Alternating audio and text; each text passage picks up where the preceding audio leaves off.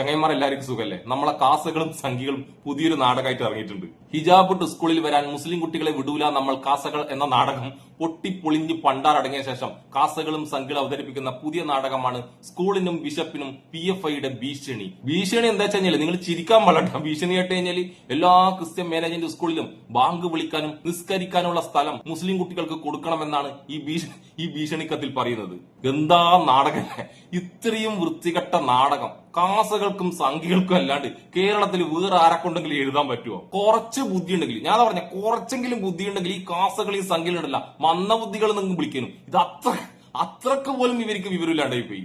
ഈ വാർത്ത ആകെ കൊടുക്കുന്നത് കുറച്ച് സംഘി മാധ്യമങ്ങൾ മാത്രാട്ടാ. മറ്റുള്ള മാധ്യമങ്ങൾ ഈ സംഭവം മനസ്സിലായി. ഈ സംഭവം വെറും പൊട്ടത്തരാണ്. ഇത് സംഖ്യയുടെയും കാസകളുടെയും നാടകമാണെന്ന് എല്ലാവർക്കും മനസ്സിലായി. പക്ഷെ നമ്മുടെ ന്യൂസ് 18 കുറച്ച് ചാണക സംഘി ചാനലുകളും പിന്നെ കാസ ഓൺലൈൻ മാധ്യമങ്ങളും മാത്രം ഈ വാർത്ത പൊക്കി പിടിച്ചുകൊണ്ട് നടക്കുന്നുണ്ട്. നമുക്ക് എന്തായാലും സംഘി ചാനലായ ന്യൂസ് 18 വായ കൊണ്ട് തന്നെ ഈ ഭീഷണി വാർത്ത നിങ്ങൾ കോമഡി വാർത്ത ഒന്ന് കേട്ടിട്ട് വരാം. വാ.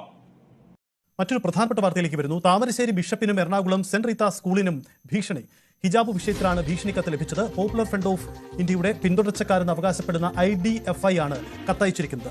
ഹിജാബ് വിഷയം തങ്ങൾ ആസൂത്രണം ചെയ്തതാണെന്നും 90% റവന്യൂ വരുമാനം നേടിത്തരുന്നത് മുസ്ലിം സമുദായമാണെന്നും അതിനാൽ സ്കൂളുകളിൽ ബാങ്ക് വിളിക്കാനും നിസ്കരിക്കാനും സൗകര്യം ഒരുക്കണമെന്നും കത്തിൽ പറയുന്നു. ഈരാറ്റുപേട്ടയിൽ നിന്നാണ് കത്ത് പോസ്റ്റ് ചെയ്തിട്ടുള്ളത്. കേസെടുക്കുമെന്ന് പോലീസ് അറിയിച്ചു. വയലാറിനെ കൊണ്ട് എഴുതാൻ പറ്റുമോ ഇതുപോലെ ചോദിച്ച പോലെ? PFIനെ കൊണ്ട് എഴുതാൻ പറ്റുമോ ഇതുപോലൊരു കത്ത്? നമ്മളെ ചാണക സംഖ്യകൾക്കും കാസുകൾക്കും അല്ലാണ്ട് ഇതുപോലൊരു കോമഡി കത്ത്, ഇതുപോലൊരു ഭീഷണി കോമഡി വേറെ ആരെ കൊണ്ട് എഴുതാൻ പറ്റൂല.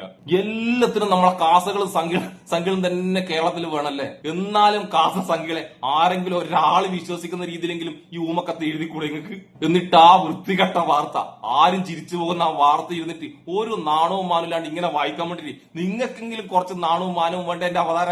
നമുക്കിതിന്റെ ബാക്കി വാർത്ത കൂടി കേൾക്കട്ടാ. ആരും ചിരിക്കാൻ പാടില്ല. ഈ സംഭവം സീരിയസ് ആയിട്ടുള്ള ഒരു ഭീഷണി വാർത്തയാണ്. ഈ വാർത്ത കേട്ട് നിങ്ങൾ ആരും ചിരിക്കല്ലേട്ടാ. നമുക്ക് എന്തായാലും ആ ഭീഷണി കോമഡി വാർത്തയുടെ ബാക്കി വാക്ക് കേട്ടിട്ട് വരാം. MS അനീഷ് കുമാർ ചേരുന്നു. അനീഷ്, ഇതെപ്പോഴാണ് ഈ കത്ത് ലഭിച്ചത്? ഇതിന്റെ വിശദാംശങ്ങൾ എന്തൊക്കെയാണ്? പോലീസ് അന്വേഷണം ആരംഭിച്ചു? സജിത്ത്, താമരശ്ശേരി ബിഷപ്പിന്റെ ബിഷപ്പ് ഹൌസിലാണ് കത്ത് ലഭിച്ചിരുന്നത്. ഇന്നാണ് ഈ കത്ത് പോലീസ് കത്തുമായി സംബന്ധിച്ച വിവരങ്ങൾ പോലീസിന് അറിയിക്കുകയും പരാതി നൽകുകയും ചെയ്തിരിക്കുന്നത്. താമരശ്ശേരി ബിഷപ്പ് ഇപ്പോൾ വിദേശത്താണ് ഉള്ളത്. അതുകൊണ്ട് തന്നെ അദ്ദേഹത്തിന്റെ ഓഫീസിലെ സെക്രട്ടറി വന്ന് മൊഴി നൽകും എന്നാണ് അറിയിച്ചിരിക്കുന്നത്. അതിനുശേഷം ഈ കത്തുമായി ബന്ധപ്പെട്ട കേസെടുക്കും എന്നാണ് പോലീസ് അറിയിച്ചിരിക്കുന്നത്.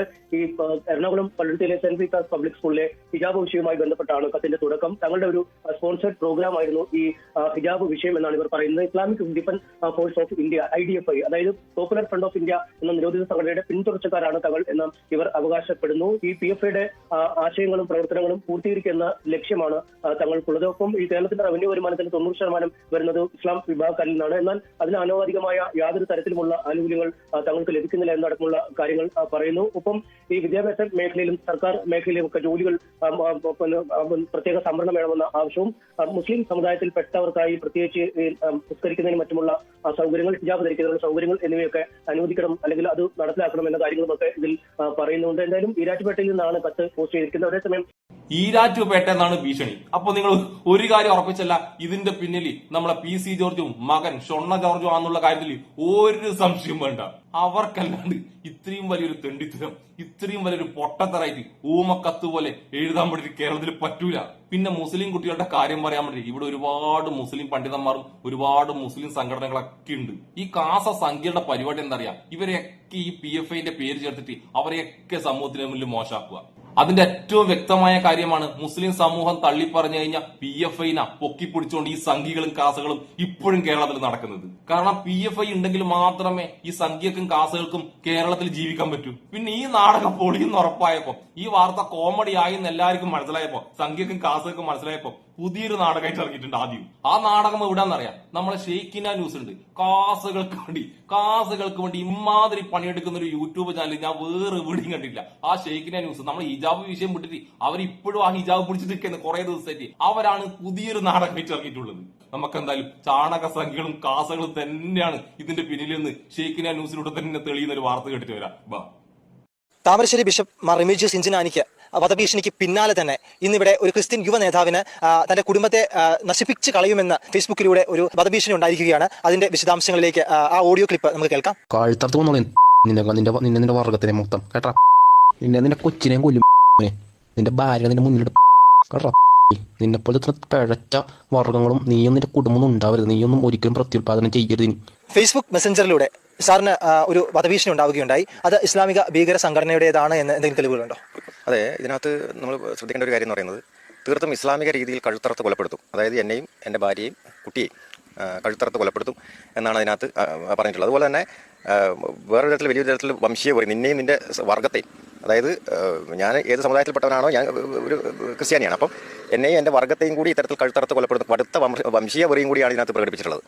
അപ്പോൾ അത് കൃത്യമായിട്ട് നമുക്ക് മനസ്സിലാക്കാം. ഇതുപോലെ കൃത്യമായിട്ട് ട്രെയിൻ ചെയ്ത ട്രെയിനിങ് കിട്ടി ഈ ഉദ്ദേശ ലക്ഷ്യങ്ങൾ ഇവിടെ നടപ്പാക്കാൻ ഉദ്ദേശിച്ച് ഇറങ്ങി തിരിച്ചിരിക്കുന്ന സംഘടനയുടെ ഒരു ഭാഗമാണ് ഈ കക്ഷി എന്ന് നമുക്ക് കൃത്യമായിട്ട് മനസ്സിലാക്കാൻ സാധിക്കും. താമരശ്ശേരി ബിഷപ്പ് ഈ നാടകം കൂടി കണ്ടപ്പോൾ നിങ്ങൾക്ക് മനസ്സിലായില്ല ഇതിന്റെ പിന്നിൽ ഈ കാസകളും സംഖ്യകളും തന്നെയാണെന്ന്. തെളിവായിട്ട് ചോദിക്കുമ്പോൾ ഒരു വോയിസ് മെസ്സേജ് മാത്രമാണ് ഇവിടേക്ക് ഉള്ളത്. അതായത് ഫേക്ക് ഐ ഡി അയച്ച ഒരു വോയിസ് മെസ്സേജ് മാത്രം. ഇങ്ങനെ എത്ര ഫേക്ക് ഐ ഡികൾ സംഖ്യകളും ക്രിസംഖ്യകളും മുസ്ലിങ്ങളെ പേരും കൊണ്ട് നടക്കുന്നുണ്ട്. മുസ്ലിങ്ങളെ പേരിട്ടിട്ട് അതിലൂട്ട വർഗീയത മുസ്ലിങ്ങളാണ് പറഞ്ഞെന്ന് വരുത്തി തീർക്കാൻ വേണ്ടി ഈ സംഖ്യകളും കാസകളും എത്ര കാലമായിട്ട് കേരളത്തിൽ ഈ സംഭവം നടത്തുന്നുണ്ട്. ഇതേപോലത്തെ ഒരു പരിപാടിയാണ് പണ്ട് മലപ്പുറത്ത് ശോഭായാത്രയിൽ അത് പൊളിക്കാൻ വേണ്ടിട്ട് സംഖ്യകൾ തന്നെ ശ്രമിച്ചൊരു നാടകം. ആ നാടകമെല്ലാം നമ്മൾ കേട്ടതാണല്ല. അങ്ങനെ ഇടക്കിടക്ക് ഈ സംഖ്യകളും കാസുകളും എങ്ങനെയെങ്കിലും വർഗീയമായിട്ട് കേരളത്തിൽ ഒരു മുതലെടുപ്പ് നടത്താൻ വേണ്ടി പല ശ്രമങ്ങളും നടത്തുന്നുണ്ട്.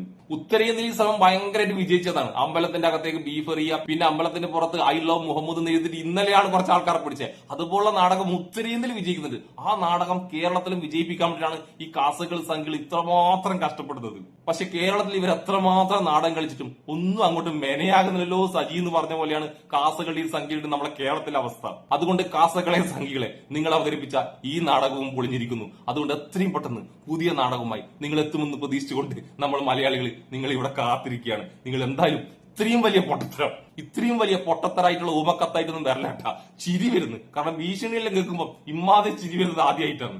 അതുകൊണ്ട് വിവരമുള്ള ആരെങ്കിലും ഉണ്ടെങ്കിൽ ഉണ്ടാവില്ല, എന്നാൽ എങ്ങനെയെങ്കിലും തപ്പി നോക്കി കുറച്ചെങ്കിലും വിവരമുള്ള ആരെങ്കിലും കിട്ടിയിട്ടുണ്ടെങ്കിൽ അവരെ കൊണ്ടൊരു തിരക്കഥാ സംഭാഷണം എഴുതിപ്പിക്കട്ടെ. അങ്ങനെയെങ്കിലും നിങ്ങളെ നാടകം വിജയിക്കുമെന്ന് നമ്മളൊന്ന് നോക്കട്ടെ. അങ്ങനെ നിങ്ങൾ പുതിയ പൊട്ടത്തിനായിട്ട് വരുന്നവരെ നമ്മളിവിടെ കാത്തു നിൽക്കാം. അപ്പൊ എന്റെ കാസ ക്രിസംഗി പൊട്ടന്മാർക്കും എന്നെ ഇഷ്ടപ്പെടുന്ന എല്ലാവർക്കും എന്റെ ഒരു നല്ല സുലാൻ.